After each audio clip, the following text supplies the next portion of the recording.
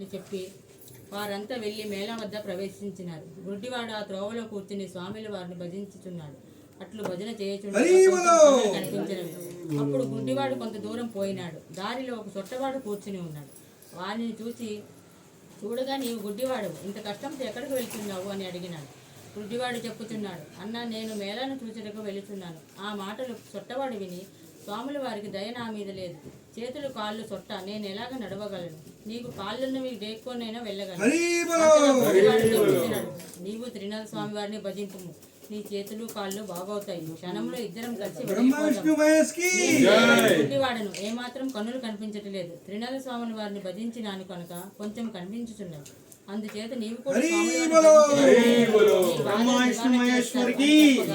కొట్టవాడు త్రినాథ త్రినాథ అని భజించినాడు. గుడ్డి అన్న నీకు కాళ్ళున్నవి నడవగలవు, నేను ఎలాగ నడవగలను? నన్ను నీ భుజంపై మీద కూర్చుంటూ పెట్టుకుని నెమ్మదిగా నడిచి వెళ్ళు, నేను త్రోవ చూపుతూ ఉంటాను.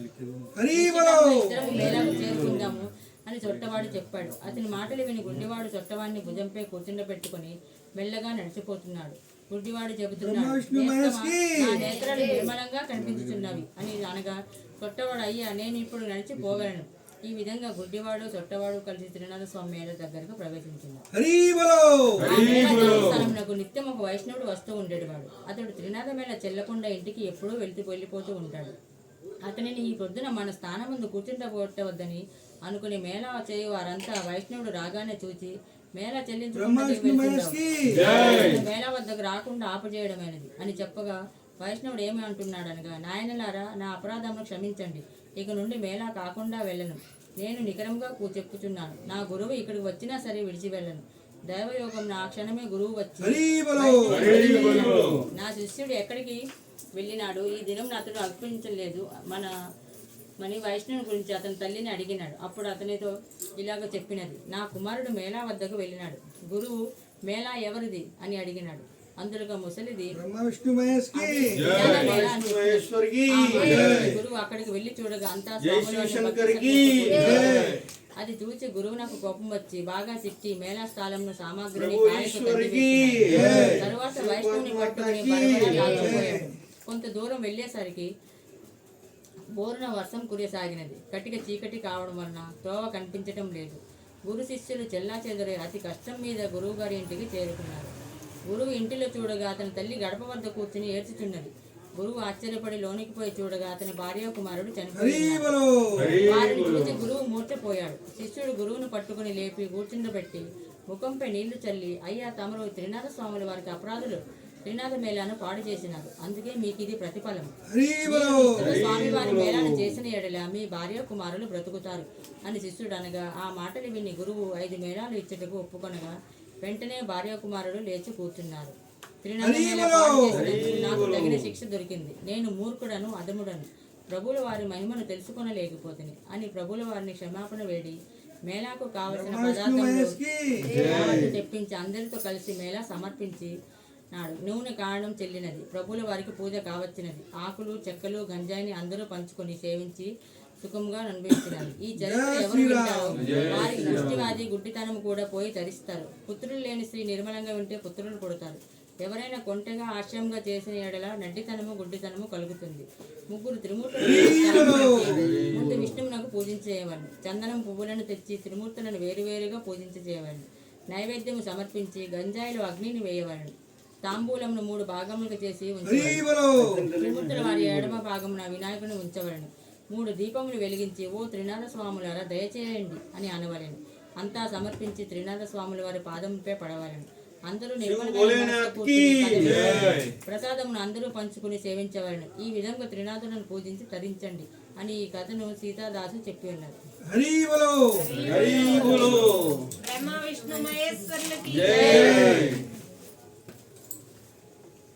शिव पार्वती माता की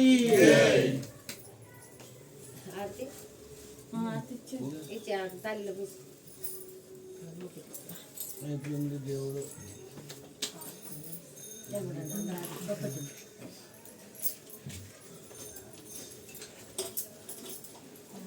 रामश्री हरि प्रभु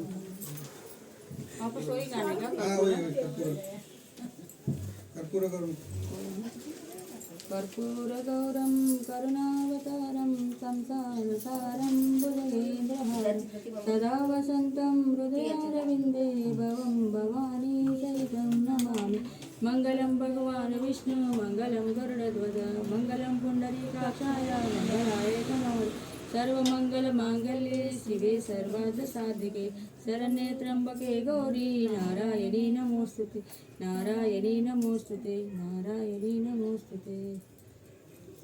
ब्रह्मा विष्णु महेश की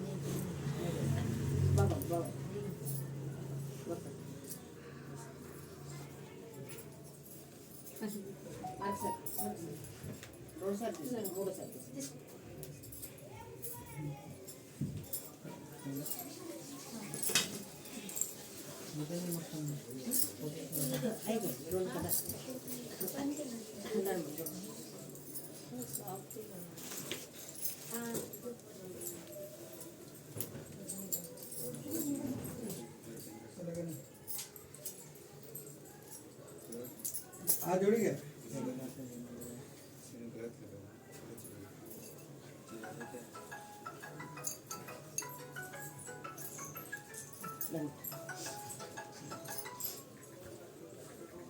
बेटा घर पे देखो बताता हूँ कितना टाइम होगा ये कोई गाड़ी मिलेगा नहीं मॉर्निंग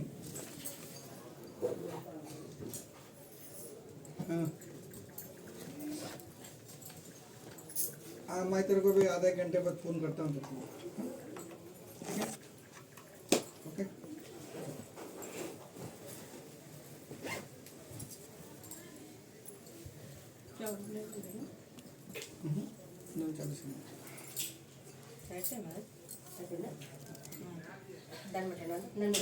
जोड़ा गया